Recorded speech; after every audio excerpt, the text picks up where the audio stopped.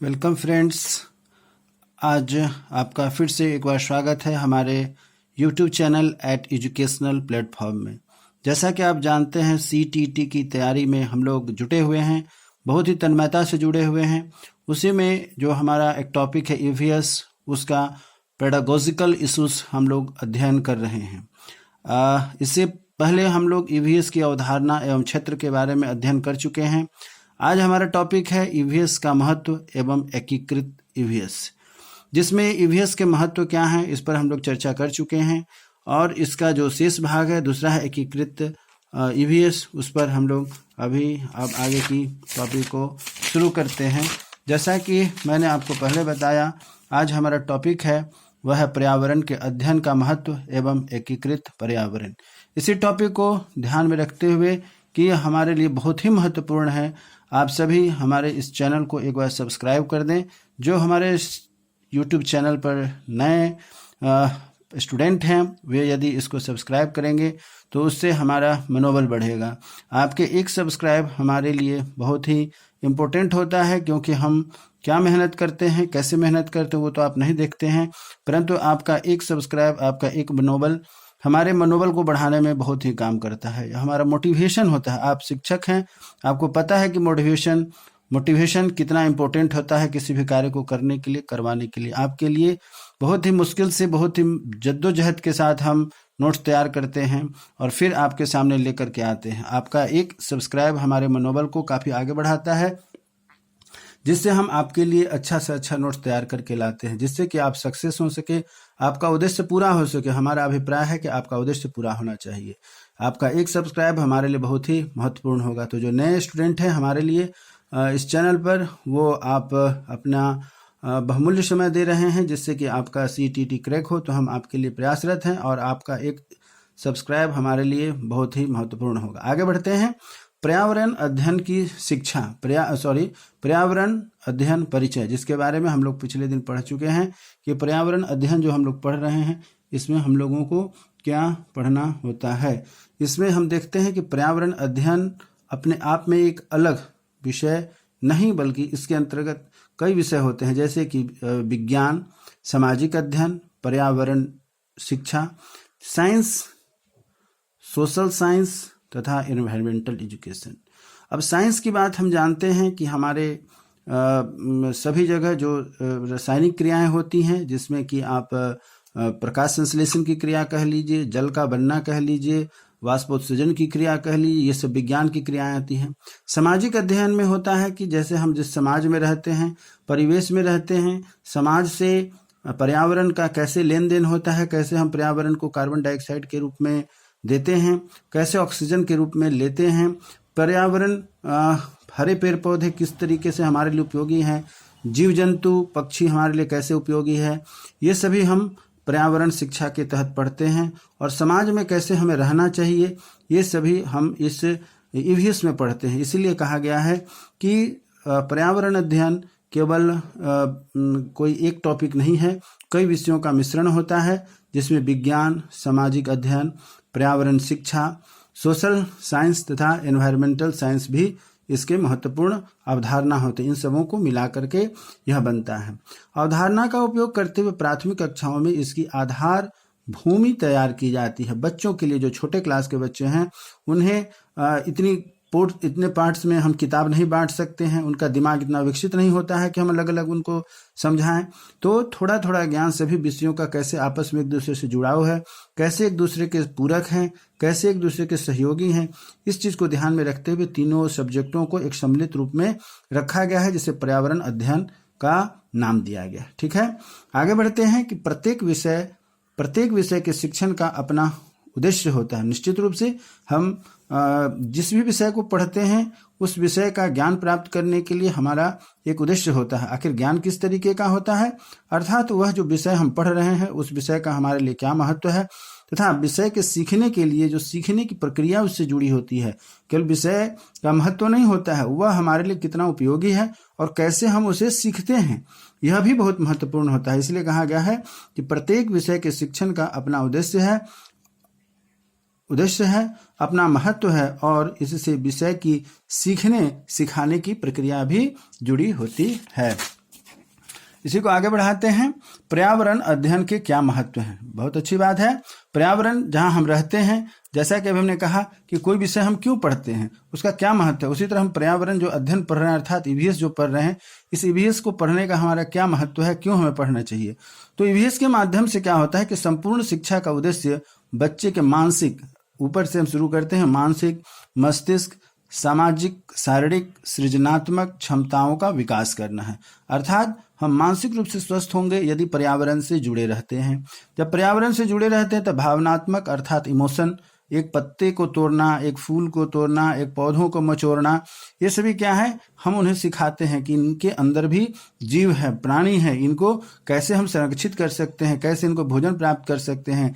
इन सब चीज़ों को हम उन्हें पर्यावरण के अध्ययन के माध्यम से सिखाते हैं।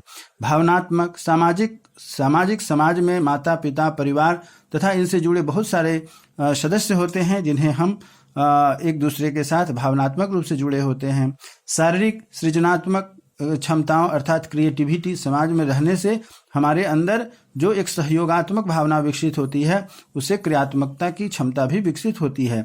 यह सिर्फ कक्षाओं में रट्टा मार करके, यानी कि किताब दे दिया जाए और उनका क्वेश्चन आंसर करवा करके, रटवा करके यदि हम कहें कि उनको हमने ईवीएस पढ़ा दिया, तो यह ईवीएस पढ़ाने का तरीका नहीं है। अनवश्य बच्चे उसको जीवन में उतार सकेंगे। इसके लिए क्या होता है, पर्यावरण के साथ उनको जोड़ना पड़ता है, उनको अनुभव कराना होता है, जिससे कि प्रकृति के साथ वह बच्चे जुड़ जाते हैं। और वह जो बच्चे जुड़ते हैं वह प्रकृति को समझते हैं कि हमें कैसे इनके साथ रहना है, कैसे इनके विकास का कार्य सोचना है। चलिए आगे बढ़ते हैं। इसी प्रकार से पर्यावरण अध्ययन के मुख्य केंद्र बिंदुओं में से एक होता है बच्चों को वास्तविक संसार जिसमें वह रहते हैं से परिचित करवाना। अर्थात जहाँ जो बच्चे रह रहे हैं उनके आसपास जो जीव हैं, चाहे पेड़ पौधे हों, पशु पक्षी हों, उनके साथ कैसे उनको रहना है, उनका प्रकृति के साथ कैसे आपस में सहयोगात्मक स्थिति रहती है, इन सब परिस्थितियों को उनको सिखाना समझाना हमारा दायित्व बनता है। इसलिए कहा गया है कि पर्यावरण अध्ययन की परिस्थितियों तथा अनुभव उन्हें अपनी प्राकृतिक एवं मानव निर्मित प्रतिवेश की छानबीन करना तथा उससे जुड़े रहने में सहायता प्रदान करता है। जैसा कि मित्रों, मैं आपको यह जो नोट्स तैयार कर रहा था, मुझे लगा कि शायद यह जो हमारी लिखावट है या जो आपको जो दी जा रही है थोड़ी छोटी है, जो शायद आपको समझने में दिक्कत हो, इसलिए मैंने इसका बड़ा रूप लेकर के आपको सिखाने का प्रयास किया है। अब आगे बढ़ते हैं इसका अगला पार्ट में। जैसा कि हम अभी इसको आगे बढ़ा रहे हैं, उसी चीज़ का है पर्यावरण अध्ययन का महत्व एवं एकीकृत पर्यावरण।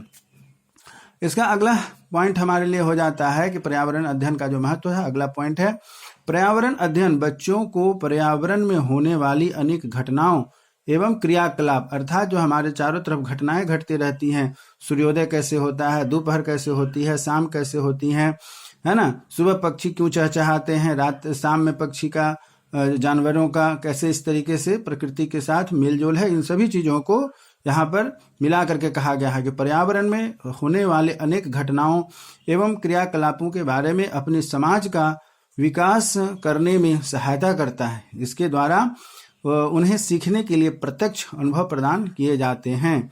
किनको? बच्चों को, कि कैसे समाज में, परिवेश में रह करके वो अपना विकास कर सकते हैं। ठीक है, इसी प्रकार आगे पुनः बढ़ते हैं। हमें अपने अस्तित्व एवं जीवन की निरंतरता के लिए अपने पर्यावरण पर निर्भर है। हम अपने अस्तित्व हमारी पहचान, हमारा कैसे इस प्रकृति में संरक्षण हो, इसे अस्तित्व कहते हैं।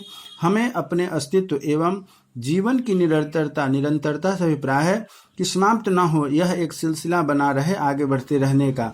हम बढ़ेंगे जब हम अस्तित्व में रहेंगे, अर्थात हम बचे रहेंगे, हमारा समूल नष्ट ना होगा, हम बने रहेंगे, तभी हमारी निरंतरता बनी रहेगी। तो उसमें पर्यावरण बहुत सहायक है। पर्यावरण का हमें सहयोग लेना पड़ेगा और पर्यावरण को सहयोग देना पड़ेगा। अर्थात पर्यावरण के संरक्षण की बात जब हम करेंगे तभी हम बचे रह सकते हैं, अस्तित्व में रह सकते हैं, अन्यथा हमारा जीवन हमारे लिए एक समझिए कि खतरे की स्थिति में आ जाएगा यदि पर्यावरण सुरक्षित ना रहे। यही बात कही जा रही है कि हमें अस्तित्व एवं जीवन की निरंतरता के लिए अपने पर्यावरण पर निर्भर हैं। इस संदर्भ में प्रत्येक व्यक्ति का नैतिक कर्तव्य होता है कि हम अपने पर्यावरण की रक्षा एवं संरक्षण करें। ऐसा करने के लिए इस बात की समझ अत्यावश्यक होती है। मतलब यह हमें खुद ही समझना पड़ेगा कि हम प्रकृति का यदि शोषण अधिक करेंगे तो हमारे लिए वह नष्ट हो जाएगा, और यदि बचा करके रखेंगे तो यह गुणोत्तर वृद्धि होगी, जो हमारे आने वाली पीढ़ी को भी इसका लाभ मिल सकेगा। इस बात की समझ अत्यावश्यक है कि हमारे पर्यावरण की संरक्षण क्या है तथा इसका क्या महत्व है। पर्यावरण अध्ययन इसमें हमें सहायक होता है, अर्थात पर्यावरण के अध्ययन के बारे में जब हम करेंगे तो यह हमें बताता है कि कैसे हमें इसका संरक्षण करना है, हमें कैसे इसका बचाव करना है तथा हमें पर्यावरण संरक्षण क्या है, इन सभी बातों की जानकारी हमें मिलती है पर्यावरण अध्ययन से। पर्यावरण अध्ययन बच्चों को यह समझ प्रदान करता है कि पर्यावरण अध्ययन बच्चों को यह समझ प्रदान करता है कि हम किस प्रकार से अपने भौतिक, जैविक, सामाजिक तथा सांस्कृतिक पर्यावरण के साथ पारस्परिक क्रियाकलाप करते हुए उनके द्वारा प्रभावित होते हैं। कहने का तात्पर्य हुआ कि हम जब पर्यावरण का अध्ययन करेंगे तो हमें समझ में आता है भौतिक। भौतिक से मतलब क्या हुआ? व्यक्ति द्वारा निर्मित वे सभी वस्तुएं जो हमारे आसपास मौजूद होती हैं, जो हम अपनी सुख सुविधाओं के लिए पर्यावरण में निर्माण करते हैं, उन्हें हम भौतिक साधन कहते हैं। जैविक साधन उन्हें कहा जाता है जो सजीव प्राणी होते हैं और अपनी उम्र के साथ, अपने समय के साथ अपना विकास करते हैं, उन्हें हम जैविक प्राणी कहते हैं। सामाजिक प्राणी हम जहाँ रहते हैं, परिवार में माता पिता तथा हमारे सहयोग में जो हमारे पड़ोसी होते हैं, वे सामाजिक होते हैं। और सांस्कृतिक से अभिप्राय होता है कि हमारे संस्कार में, हमारे जीवन को जीने की जो कला होती है, उसे सांस्कृतिक कहा जाता है।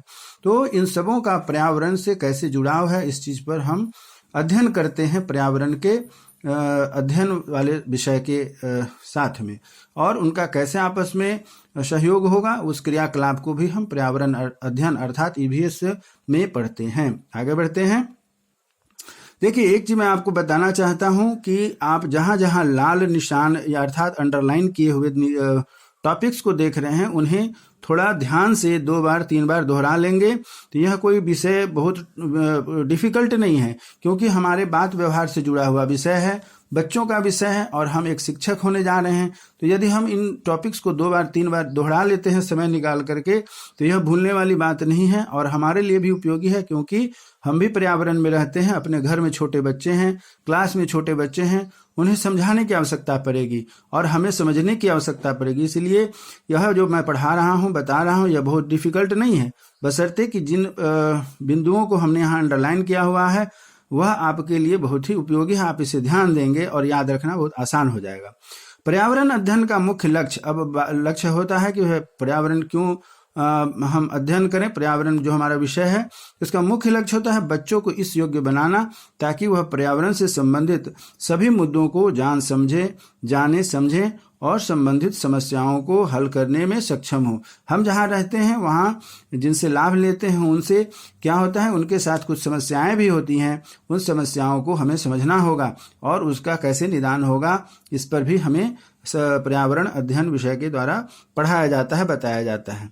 अगला बिंदु है कि पर्यावरण अध्ययन शिक्षण अधिगम प्रक्रिया को सरल और सुविधाजनक बनाने में सहायक है, क्योंकि यह करके सीखने पर बल देता है।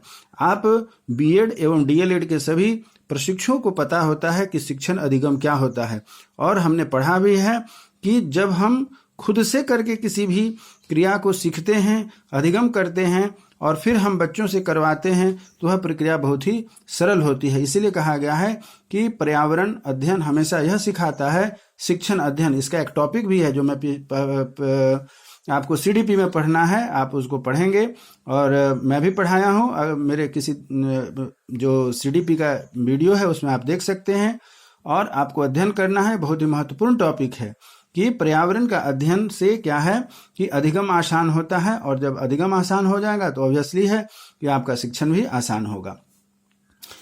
आगे फिर बढ़ते हैं, क्या है कि पर्यावरण अध्ययन के और क्या इसमें हमारे उद्देश्य हैं, लक्ष्य हैं, उस पर आगे बढ़ते हैं। यह बच्चों को कक्षा के सकारात्मक माहौल प्रदान करता है तथा सीखने के प्रति प्रेरित करता है। बिल्कुल सही बात है, बच्चों को कक्षा में सकारात्मक माहौल बनाता है, अर्थात उन्हें जब हम क्रिएटिविटी सिखाते हैं उनसे लाभ सिखाते हैं, उन्हें प्रकृति के साथ जुड़ना सिखाते हैं, उन्हें काफी मन लगता है, एक माहौल बनता है मित्रों के साथ और वह प्रेरित होकर के इस कार्य में भाग लेते हैं कि कैसे उन्हें प्रकृति के साथ आगे बढ़ना है। फिर इसी प्रकार और आगे बढ़ते हैं। पर्यावरण अध्ययन के लिए पाठ्यक्रम में हाथों से काम करने का महत्व और विरासत से प्राप्त शिल्प परंपराओं को प्रोत्साहित करने की जरूरत पर बल दिया गया है। पर्यावरण अध्ययन पाठ्यक्रम में अर्थात पर्यावरण से जो हमें वस्तुएं प्राप्त होती हैं, उनसे यदि हम किन्हीं वस्तुओं का निर्माण करते हैं तो वह हमारे लिए एक प्रकार से क्या है कि हाथों को रोजगार भी मिलता है, हाथों को काम भी मिलता है और यह हमारी परंपराओं को भी आगे बढ़ाने में काम आता है। बहुत सारी चीजें हैं जो कि प्रकृति में धीरे धीरे नष्ट हो जाती हैं, उन्हें हम यदि प्रयोग कर लेते हैं, जैसे कि बांस का टोकरी बनाना, पंखे बनाना और भी कई पत्तों से, कुछ पेड़ के पत्तों से हैं कि जैसे कि डलिया बनाना, टोकरी बनाना, है ना, और सजावट की वस्तुएं बनाना, ये सभी क्या है, हाथ से काम करने के महत्व को और विरासत को आगे बढ़ाने में काम करता है। जहां तक कि यह एक प्रकार की शिल्प कला है जिससे कि रोजगार भी मिलता है और एक कला का विकास भी होता है। इसलिए पर्यावरण अध्ययन से हमें इन सब बातों की भी जानकारी होती है। पर्यावरण अध्ययन NCF 2005, इसकी चर्चा हम आगे टॉपिक में करेंगे, अगले वीडियो में करेंगे। आप ध्यान से हमारे इस टॉपिक को ध्यान से देखेंगे, पढ़ेंगे। जैसा मैं बार बार कह रहा हूं कि आप हमारे आने वाले टॉपिक से जुड़े रहने के लिए एक सब्सक्राइब करें, जिससे कि आगे आने वाले टॉपिक की जानकारी आपको मिलती रहेगी। उसमें हम NCF 2005 की चर्चा करेंगे। पर्यावरण अध्ययन NCF 2005 की चिंताओं में से एक को कम करने में भी मदद करता है। पाठ्यक्रम के बोझ को घटाना, अर्थात बच्चे जो स्कूल में पढ़ने जाते हैं, किताब का वजन उनके पीठ पर बहुत भारी हो जाता है। NCF 2005 के तहत इस कार्यक्रम पर बल दिया गया था। इस कार्यक्रम में प्रयास किया गया था कि कैसे 2005 NCF में यह प्रयास किए जाएं कि बच्चों का जो पढ़ाई का बोझ है, बस्ते का बोझ है, वह कम किया जाए। मैं आगे एपिसोड में इसके बारे में बताऊंगा। आप हमारे चैनल से यदि नए जुड़े हैं तो कृपया हमारे चैनल को सब्सक्राइब करें एवं जुड़े रहें। अगला बिंदु है इसके अध्ययन से बच्चे गहनता से सोचना सीखते हैं तथा अनुभवों का विश्लेषण करते हैं। जब बच्चों की रुचि जग जाती है तो ऑटोमेटिक है कि वह उस विषय को ध्यान देंगे, गहनता से उसमें अध्ययन करेंगे और उनका सोच विकसित होगा और अपने अनुभव का प्रयोग करते हुए उसमें स्वावलंबी भी होते हैं, आत्मनिर्भर भी होते हैं। अगला बिंदु है कि इस प्रकार के अनुभव बच्चों से सामूहिक कौशल का विकास करने में सहायता करते हैं। किस प्रकार का अनुभव? जैसा कि ऊपर में हमने आपको बताया कि जब बच्चे गहनता से अर्थात ध्यान एकाग्रचित होकर के सोचते हैं, सीखते हैं, तो उनमें क्या है कि पॉजिटिव थॉट का विकास होता है और एक अनुभव का भी विकास एवं विश्लेषण होता है। और इसी अनुभव का प्रयोग करते हुए सामूहिक कौशलों का विकास, अर्थात बहुत सारे ऐसे काम हैं जिसमें अकेले वह बच्चा नहीं कर सकता है, तो मित्रों के साथ, परिवार के अन्य सदस्यों के साथ, समाज के अन्य सदस्यों के साथ मिलकर के सामूहिक रूप से कार्य करते हैं।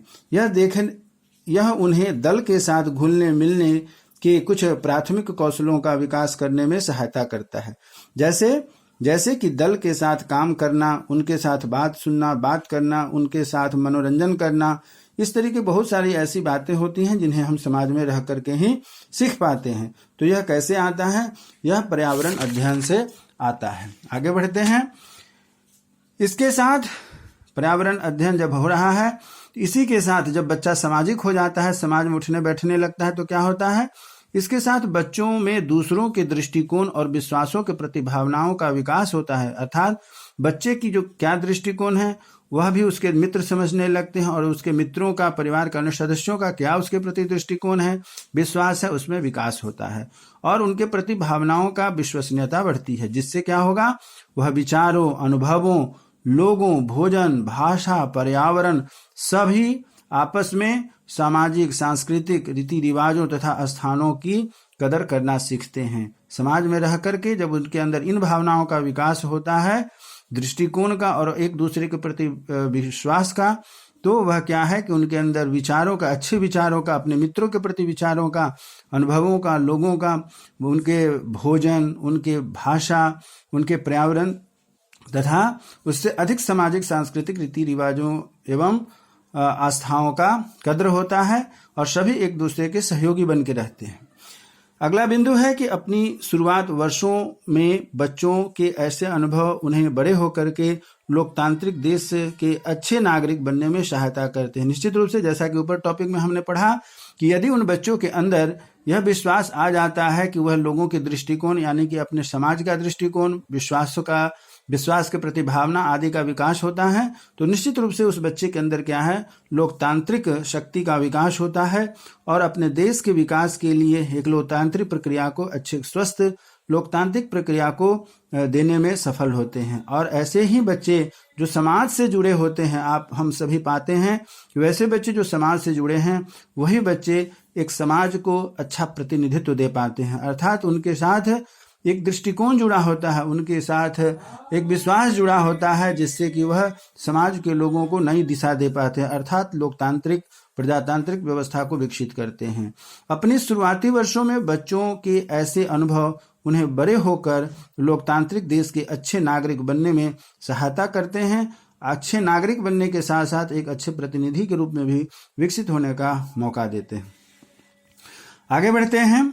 अधिगम इर्द गिर्द के पर्यावरण, प्रकृति और आगे क्या गुण होते हैं पर्यावरण अध्ययन के, उस पर हम विचार कर रहे हैं, अभी अध्ययन कर रहे हैं। अधिगम इर्द गिर्द के पर्यावरण, प्रकृति, वस्तु, लोगों के साथ क्रिया एवं भाषाओं के द्वारा संपर्क बनाने से होता है। अर्थात क्या हुआ कि हम जिस समाज में रहते हैं उस पर्यावरण में हम कैसे रहें, वहाँ की प्राकृतिक वस्तुएं कौन कौन सी हैं, वहाँ पर रहने वाले लोग कैसे हैं, वहाँ पर बोली जाने वाली भाषाएं कौन सब है, इन सभी चीज़ों को हमें सीखने का मौका मिलता है। भाषाओं के द्वारा संपर्क होता है।